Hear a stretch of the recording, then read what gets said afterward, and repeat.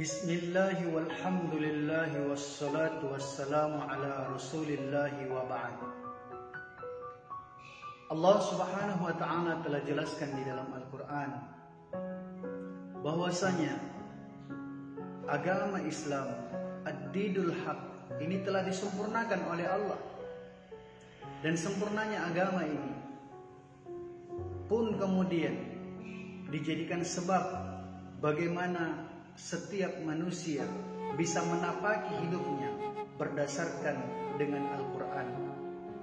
Dan Rasul sallallahu alaihi wasallam telah mencontohkan semuanya. Faqad qala Allah Ta'ala, a'udzu billahi minasyaitonir rajim. Al-yawma akmaltu lakum dinakum wa atmamtu 'alaikum ni'mati wa raditu lakumul Islam madina. Allah telah jelaskan dalam Al-Quran, akmaltu lakum dinakum. Aku, kata Allah, telah sempurnakan bagi kalian ad-dinul Islam, agama yang akan menjadikan kita bahagia, sukses di dunia yang sementara dan akhirat selama-lamanya. Dan kesuksesan itu hanya akan bisa kita raih dengan perintah yang berikutnya, udkhulu fis silmi kafah. Masuklah kalian ke dalam Islam secara utuh, secara keseluruhan, totalitas. Mulai daripada bangun tidurnya kita sampai kita tidur kembali. Mulai daripada aktivitas-aktivitas kita, baik yang itu bersifat mubah, apalagi yang memang bersifat ibadah mahdah, adalah sesuatu yang harus kita sandarkan kepada ajaran yang dibawa oleh Rasulullah SAW. Namun terkadang kedangkalan kefahaman tentang agama menjadikan seseorang terhalang untuk bisa mengamalkan agama pada dirinya. Sibuk dalam mujadalah, sibuk dalam perdebatan, sibuk dalam pertengkaran, bahkan kemudian menjudge dan mencaci maki orang-orang soleh, salafus soleh terdahulu. Siapa sih kita yang ternyata kalau kita melihat ada segelintir orang yang dia kemudian menjudge, mengatakan sekelas Imam Ghazali adalah orang yang sesat, adalah orang yang tertolak di sisi Allah, alul bid'ah dan sebagainya, tsumma naudzubillah. Sekelas Imam Ghazali saja yang terjaga daripada keturunan nasabnya, yang terjaga daripada keilmuannya, bahkan diri, makanan dan hatinya selalu dalam keadaan tazkiyatul qulub, masih berani disesatkan, masih berani dihujat, dicaci maki oleh orang-orang yang sangat dangkal sekali kepahamannya. Maka salah satu maksud daripada perkuliahan kita adalah terutama di dalam filsafat Islam, untuk kemudian kita bisa bersikap bijak di dalam hidup ini, mengambil keputusan yang arif dan tidak terlalu cepat kita untuk kemudian hanya dengan sebab melihat dengan mata kepala kemudian mengambil keputusan tentang sesuatu hal. Sekali lagi, perkuliahan kita dalam filsafat Islam insya Allah akan menghantarkan kita menjadi orang yang bijak, arif dan bijaksana, sehingga kami tetap saja berusaha ingin menanamkan pondasi yang benar, kefahaman yang benar tentang filsafat Islam. Dan nanti kami akan sajikan di dalam slide yang akan kami tampilkan berikut. Penting sekali untuk memahami lebih detail, untuk memahami lebih dalam, untuk menguatkan pondasi kita tentang persoalan-persoalan filsafat. Karena dengan demikian sekali lagi kita nantinya akan menjalani hidup kita ini sesuai dengan apa yang disampaikan oleh Rasulullah SAW, apa yang diharapkan oleh Allah Subhanahu Wa Taala dalam keimanan kita mengikut kepada Allah dan amal kita mengikut kepada Rasulullah SAW. Kita saksikan slide berikut.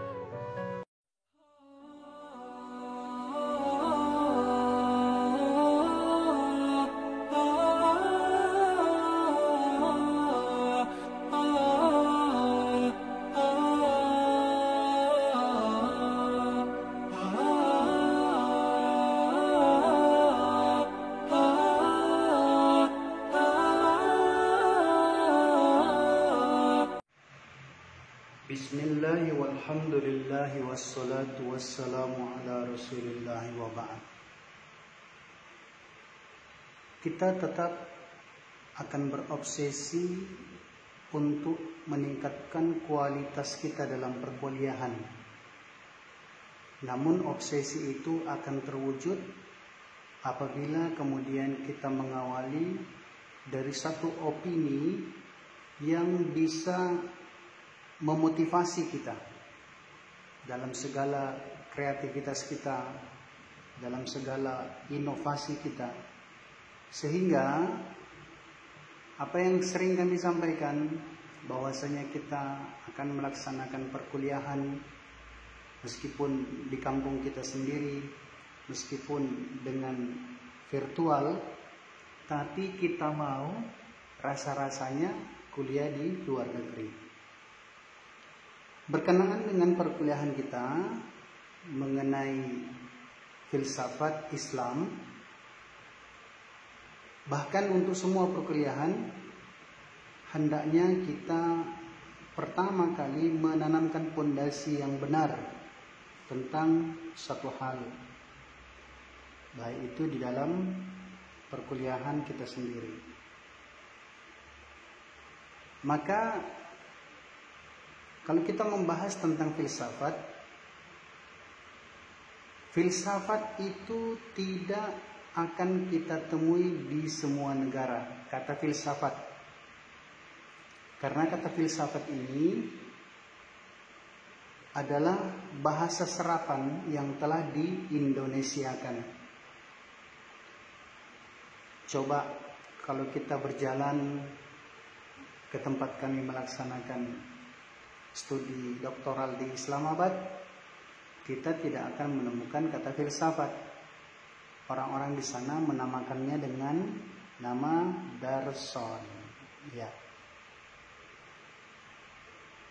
Kalau kemudian kita datang lagi ke Jepang, maka orang-orang Jepang akan menamakan filsafat itu dengan bahasa mereka, yakni dengan bahasa Tetsugaku. Atau kita nyebrang lagi ke Korea. Kalau kita di Korea membahas tentang filsafat, maka orang Korea tidak akan paham tentang filsafat kalau kita tidak bertanya kepada mereka tentang filsafat dalam bahasa Seolah.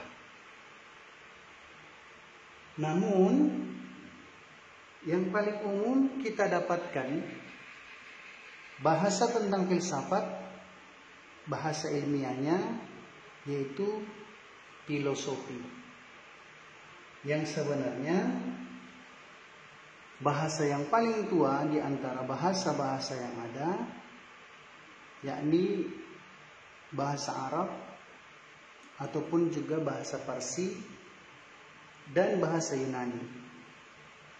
Dan dalam bahasa Arab, filsafat itu dibahasakan dengan kata falsafah. Kita mau kaitkan, adakah benar filsafat ini berkaitan atau bersesuaian atau hanya dibenar-benarkan saja? Ya. Hanya dimatchingkan saja dengan Islam. Kita lanjut. Filsafat kalau di dalam kajian ilmiah, maka kita akan menemukan dalam bahasa Yunani, filsafat itu terdiri dari dua kata, yakni philos dan sophos. Philos artinya mencintai dan sophos artinya kebijaksanaan. Mencintai kebijaksanaan. Ini adalah etimologis. Jadi ada 7 tingkatan ketika kita ingin berpikir secara sistematis dan ilmiah, maka segala sesuatu itu kita harus berangkat dari etimologis. Dalam bahasa Yunani, philos dan sophos itu adalah mencintai kebijaksanaan. Tetapi terminologi daripada filsafat menurut bahasa Yunani adalah segala sesuatu upaya manusia yang mana itu tujuannya adalah untuk kebijaksanaan, upaya untuk mewujudkan kebijaksanaan, tetapi dikuasai dan dibatasi sebatas dalam alam pikiran saja. Mereka mengatakan itulah kebenaran katanya. Kalau alam pikirannya mengatakan benar, maka benar sudah menurut mereka. Maaf. Ya, semisal ada orang yang minum khamar, tetapi ketika dia minum khamar, dia merasa tidak mengganggu orang lain. Bahkan dia merasa pikiran dia itu semakin melejit. Bahkan dia merasa ketika dia berpikir bernuansa dan sebagainya, alam pikiran dia itu semakin kuat. Atau untuk persoalan-persoalan yang lain. Kalau di dalam pandangan Yunani, filsafat Yunani, itu sah-sah saja. Boleh saja. Karena hal tersebut akan membawa satu keutamaan. Sementara di dalam filsafat Islam, hal-hal tersebut tidak bisa dibatasi, tidak bisa dipenjarakan hanya dalam batas alam pikiran saja. Karena filsafat Islam adalah upaya dan usaha untuk mewujudkan cinta kepada kebijaksanaan, kemaslahatan dan sebagainya, tetapi disandarkan kepada Al-Qur'anul Karim. Tidak disandarkan kepada alam pikiran saja, tapi disandarkan kepada Al-Quranul Karim. Ketika itu bersesuaian dengan Al-Quran, maka disitulah dilihat ternyata ya Al-Quran tidak cukup hanya bisa dipahami oleh orang awam kebanyakan, tetap harus ditunjang dengan Al-Hadithus Syarif, hadits dari Rasulullah sallallahu alaihi wasallam. Meskipun di antara filsafat Yunani dan filsafat Islam, semua ini tetap saja sama. Dasar pola kajiannya itu sama. Tetap saja sama-sama ngaji. Kajiannya itu secara radikal. Radikalnya ini adalah sampai kepada akar-akarnya. Suatu persoalan itu tidak cukup hanya melihat ya kamuflasenya saja, tidak cukup hanya melihat casingnya, sisi luarnya saja, ya melihat kemasannya, kemudian mengambil kesimpulan, tidak. Sampai persoalan yang sedetail-detailnya. Begitupun juga ranah berpikir filsafat Yunani dan filsafat Islam dalam tahap yang kedua, yaitu secara universal, secara menyeluruh tentang satu case, satu kasus, satu keadaan dan sebagainya. Maka orang-orang yang mulai berpikir secara sistematis, radikal, universal dalam dunia filsafat, dia tidak akan mudah dan cepat terlalu pagi menjudge, menghukumi, mengambil kesimpulan tentang satu kasus, satu hal. Dan sistematisnya kita berpikir dalam filsafat seperti yang tadi kita awali dengan etimologis, kemudian terminologis. Setelah itu kita naik kepada wilayah yang ketiga, yaitu epistemologi, kemudian ontologis, aksiologi, baru kita mengambil satu kesimpulan. Dan hal tersebut kita mau buktikan, adakah benar filsafat itu bersesuaian dengan Al-Quran dan hadits? Adakah itu filsafat itu sumbernya daripada hukum dasar Islam ataupun juga sesuatu yang ternyata bersesuaian, ternyata telah diajarkan oleh nabi-nabi terdahulu. Kita berangkat dari etimologisnya al-falsafah. Untuk mencari satu kasus yang kemudian nantinya ini mengantarkan kita pada kesimpulan yang benar, maka kita melihat kalau kita tak menemukan di dalam persamaan kata, ya maka kita akan mencari di dalam lawan kata, fi mukhtalifil makna. Ya, kalau kita tak menemukan dalam sinonim, maka kita akan mencari dalam antonim. Al-falsafah sinonimnya atau persamaannya dengan adalah al-hikmah, sama dengan al-hikmah. Dan ternyata inilah yang nanti akan menghantarkan kita, nuansa berpikir kita, cakrawala berpikir kita itu jauh lebih akademis, jauh lebih ilmiah. Oh, ternyata kalau kita melihat al-falsafah itu adalah al-hikmah, kita sendiri dalam kehidupan sehari-hari ternyata tidak lepas dari filsafat.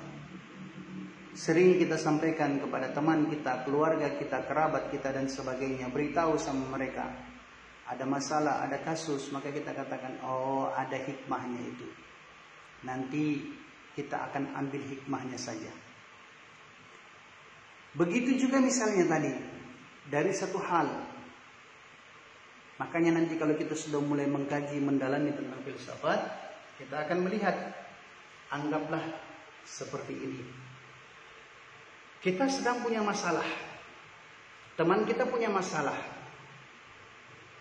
maka kita melihat, adakah orang tersebut hanya sekedar ingin tahu, ataukah orang tersebut ingin membantu menyelesaikan masalah. Kita bedakan antara teman dengan sahabat. Ya, teman belum tentu sahabat, tetapi sahabat insya Allah dia adalah teman kita. Ketika ada satu orang yang dia sedang menangis, entah kita tidak tahu masalahnya apa, dan satu orang yang datang, dia langsung menceburkan, meleburkan perasaannya, keadaannya seperti temannya itu yang sedang menangis. Padahal dia belum tahu apa alasannya dia menangis.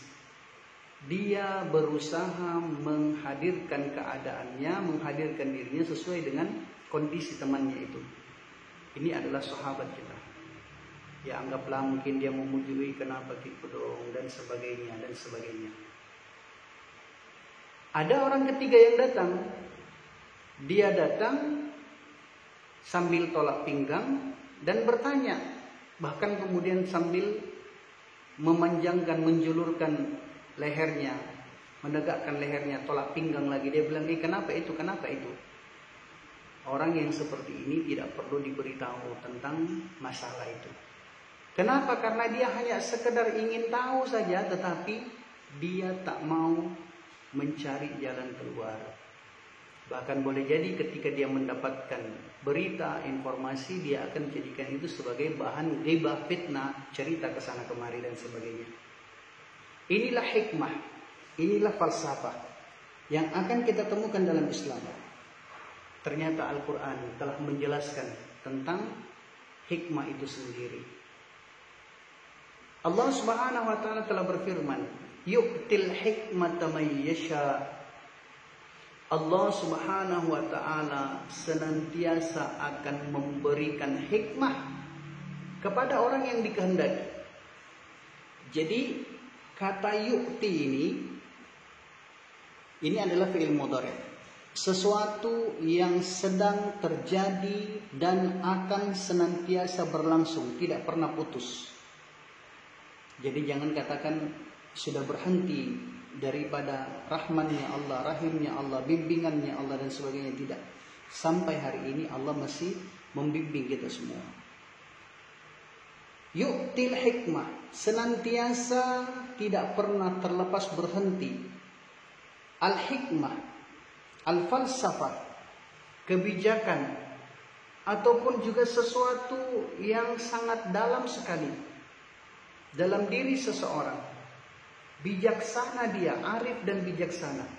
Allah akan memberikan sifat arif dan bijaksana kepada orang bisyarti. Maksud bisyarti man di sini, kita lihat tanda panahnya, adalah hanya untuk orang-orang tertentu. Siapa mereka? Yang membuka cakrawala berpikirnya, yang membuka suasana hatinya, yang senantiasa berharap dia ini dalam bimbingan Allah. Mayyasha, kepada orang yang dikehendaki oleh Allah. Maka harapan kita, semoga Allah memilih kita masuk ke dalam golongan orang-orang yang diharapkan oleh Allah, untuk kemudian nantinya pun kita ini diberikan hikmah oleh Allah Subhanahu wa taala. Dan kemudian ayat yang lain pun juga telah menjelaskan, wa may yu'tal hikmah, dan barang siapa yang telah diberikan hikmah oleh Allah. Ya. Sebenarnya Al-Quran itu seperti ini, ya, aslinya tidak ada harokatnya. Dan ini kita sebenarnya sudah praktek tentang filsafat. Asli Al-Quran itu tidak ada harokatnya. Tapi kemudian kenapa bisa diberikan harokat? Itulah hikmah, itulah falsafah yang telah dibuat oleh Sayyidina Uthman radhiyallahu ta'ala anhu. Maka barang siapa yang telah diberikan hikmah oleh Allah Subhanahu wa taala, faqad, sungguh benar-benar, utia, diberikan orang tersebut oleh Allah khairan katsira, kebaikan yang banyak, sehingga dia tidak terlalu kaku menjalani hidupnya. Maka Rasulullah SAW menjelaskan, may yuridillahu bihi khaira yufaqihu fiddin. Ini dikaitkan, may yuridillah, barang siapa yang dikehendaki oleh Allah Subhanahu wa taala bihi, dengannya, khairat, kebaikan, yufaqihu. Ingat, ini ada kata fikih. Berkaitan semua antara syariat, antara Al-Quran, hadis, filsafat, kemudian ilmu cabangan hadis, fikih dan sebagainya, tafsir. Dan ketika seseorang ini mendapatkan hikmah, maka sebenarnya dengan sendirinya nanti dia ini akan dipikirkan, difakihkan oleh Allah fiddin, tentang persoalan-persoalan agama. Maka dia akan menapaki hidupnya, menjalani hidupnya ini dalam syariah dan sunnah. Ya. Sekarang kita melihat, ternyata muncul para filosof, baik itu filosof Yunani dan filosof Islam. Para filosof mereka ini adalah orang-orang yang berusaha untuk mencari jalan kebenaran, bijaksana dalam menghadapi setiap keadaan. Sehingga di dalam Islam sendiri telah dijadikan pelopor daripada filsafat Islam. Begitupun juga dalam filsafat Yunani, ya, sekelas Aristo, Socrates, Thales dan sebagainya. Ini adalah filosof-filosof Yunani. Tapi kemudian Islam sendiri memunculkan para filosof-filosof Muslim yang diawali daripada Al-Kindi, kemudian Ar-Razi, naik nanti sampai kepada filosof yang lain yang memiliki keutamaan-keutamaan sendiri di dalam cabangan ilmunya, Ibnu Sina, Al-Ghazali dan sebagainya. Timbul pertanyaan, Bagaimana kedudukan Rasul dalam filsafat Islam? Bagaimana kedudukannya Rasul? Karena ternyata bukan namanya Rasul Shallallahu Alaihi Wasallam yang dimunculkan di situ sebagai pelopor filsafat Islam. Atau ini kan pertanyaan, maaf, ini pertanyaannya masih belum ilmiah, masih belum, baru transisi pertanyaannya. Coba kalau kita lihat dalam pertanyaan yang lebih ilmiah lagi.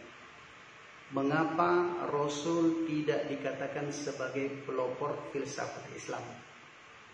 Kedua pertanyaan ini sama saja sebenarnya. Cuma dibawanya dikemas dalam pola pikir dan suasana akademisi yang kelihatan lebih ilmiah dengan persoalan pertanyaan. Dan pertanyaan ini boleh kita bahas. Saya menunggu jawaban kita. Nanti kita akan kirimkan jawaban lewat voice note. Mengapa Rasul tidak dikatakan sebagai pelopor filsafat Islam? Kuliah kita untuk sementara kita tangguhkan. Dan sekali lagi pertanyaan ini kita pikirkan.